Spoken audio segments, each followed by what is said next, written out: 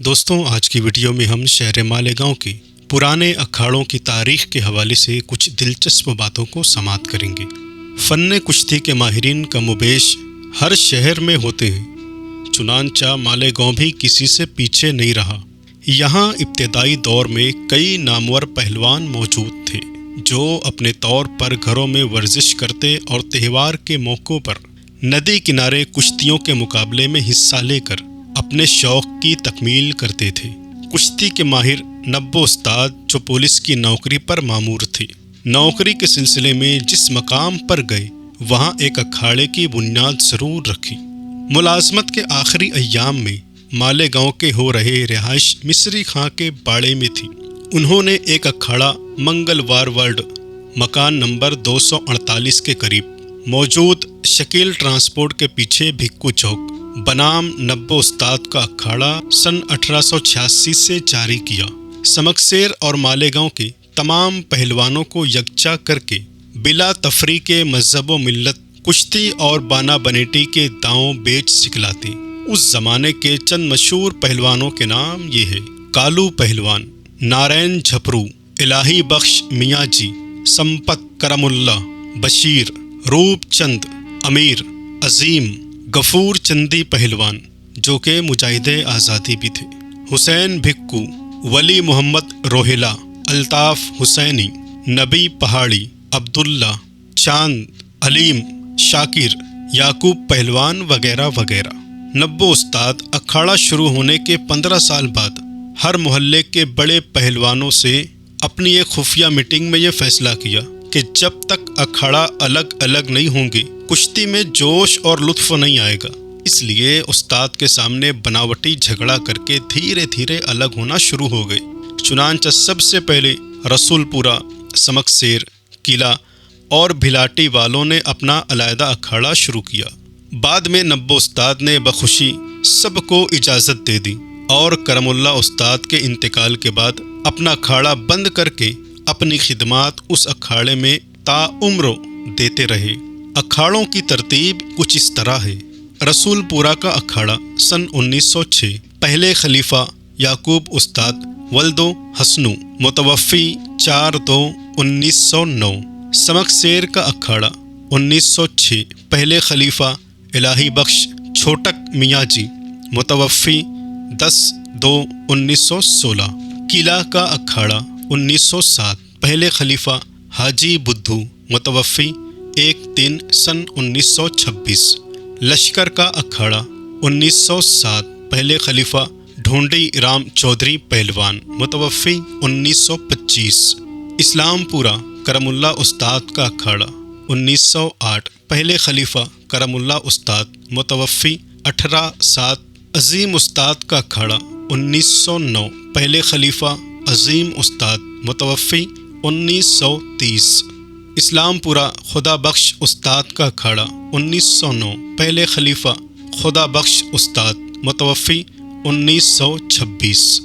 بیل باغ کا اکھاڑا 1920، پہلے خلیفہ عبداللہ استاد، مجاہد آزادی، انتقال 1922 جیل میں۔ حلیم پہلوان کا اکھاڑا 1924، پہلے خلیفہ حلیم پہلوان، متوفی 8/2/1963۔ لشکر کا اکھاڑا نمبر 2 1930، خلیفہ جان محمد پہلوان، بنسی استاد، امام علی استاد، ملو سیٹھ گولی۔ مٹھ کا اکھاڑا اور بھگونت ویام ساڑا 1933، پہلے خلیفہ روپ رام ماسٹر، متوفی 13/9/1983۔ پرکاش تعلیم جامع مسجد کے بازو میں 1963، پہلے خلیفہ نام دیو پہلوان، متوفی 13/8/1979۔ حلیم پہلوان کے اکھاڑے سے متعلق بزرگوں سے ملی معلومات کے مطابق 1921 کی خلافتی تحریک میں کرم اللہ استاد کے اکھاڑے والے پیش تھے۔ تحریک میں شدت کی وجہ سے 25 اپریل 1921 کو برٹش حکومت کے خلاف دنگا ہو گیا۔ اس وقت تو حلیم پہلوان واحد سیٹھ کے بچوں کی شادی کی دعوت کے لیے دھولیا اور شہادہ سے ڈیگ اور رکابیاں لینے گئے تھے۔ جب گرفتاری شروع ہوئی تو یہ گرفتاری سے بچے رہے۔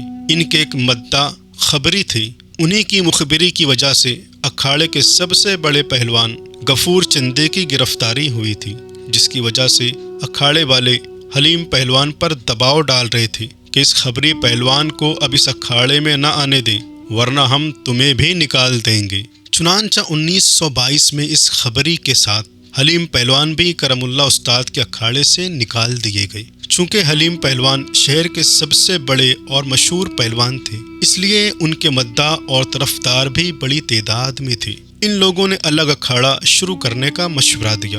उनके मद्दाहों में गुलाम मियाँ वासिफ भी थे। उन्होंने अपनी जगह आर्जी तौर पर दे दी। चुनांचा हलीम पहलवान का पहला अखाड़ा सन 1922 से 1924 तक मोहम्मद अली रोड, उमर फतेह मोहम्मद 5 नंबर बीड़ी वाले के सामने कायम हुआ। वासिफ साहब की कोशिशों से जावड़ी के पीछे परी के बाड़े में जगह हासिल की गई। 1944 तक यहाँ कामयाबी से अखाड़ा जारी रहा। बड़े सैलाब की वजह से अखाड़े की इमारत को काफ़ी नुकसान हुआ। शागिर्दों की तादाद ज़्यादा थी, इसलिए जगह की तंगी का एहसास भी हो रहा था। चुनांचा वासिफ साहब के ज़रिए सर्वे नंबर 10 खानका मस्जिद के सामने कलेक्टरी जगह 600 रुपये में हासिल की गई। कुछ दिनों बाद JAT स्कूल वालों से तबादले में मौजूदा बड़ी जगह हासिल की गई, जो कि मौजूदा ट्रस्टियों की मेहनत का समरा है। 1888 से 1910 तक कुश्ती का एहतमाम किला के रंग महल में राजा गोपाल राव की ज़ेर सरपरस्ती होता था। इसके बाद शायकीन की तादाद बढ़ जाने से किले के मैदान में कुश्ती के दंगल शुरू हुए।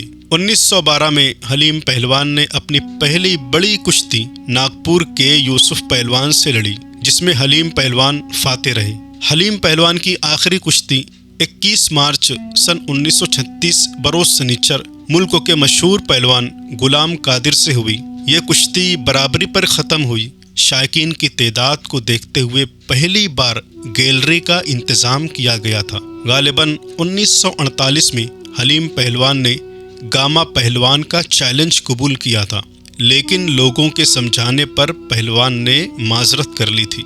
इस तरह इनकी इज्जत बरकरार रही। 1961 में मुंबई के पटेल स्टेडियम में हिंद पाक कुश्तियों के दंगल में पाकिस्तानी पहलवान अकरम असलम और दूसरे कई पहलवान शरीक थे। उसी साल हलीम पहलवान आज़िम हज थे। जहाज़ की रवानगी से 2 दिन पहले पाकिस्तानी पहलवानों को हलीम पहलवान के बारे में इल्म हुआ तो उन लोगों ने मिलने की ख्वाहिश जाहिर की और बड़ी इज्जत के साथ इन्हें नाश्ते की दावत दी, जिसे पहलवान ने बखुशी कबूल किया। और इस तरह पाकिस्तानी पहलवानों ने मालेगांव के माने हुए एक मशहूर बुजुर्ग पहलवान से मुलाकात का शरफ हासिल किया और इन्हीं की ख्वाहिश और फरमाइश पर ये पाकिस्तानी पहलवान मालेगांव भी आए थे। बादशाहों, राजाओं, महाराजाओं और नवाबों के दौर में पहलवानों की सरपरस्ती यही लोग करते थे। बाद के ज़माने में ये जिम्मेदारी जागीरदारों और रईसों ने संभाली। चुनांचा मालेगांव के वर्जिशी अखाड़ों के पीछे भी यही जज्बा कार फरमा रहा। माता मठ अखाड़े के सरपरस्त राजा भगवंत राव बहादुर थे। करमुल्ला उस्ताद अखाड़े के सरपरस्त इस्लामपुरा के मुर्शिद सेठ, खुदा बख्श अखाड़ा जारी करने वाले हाजी खुदा बख्श, डायमंड फैमिली, इसी तरह हर अखाड़े के सरपरस्तों में किसी रईस या मोहल्लों के कद्रदानों का हाथ रहता था।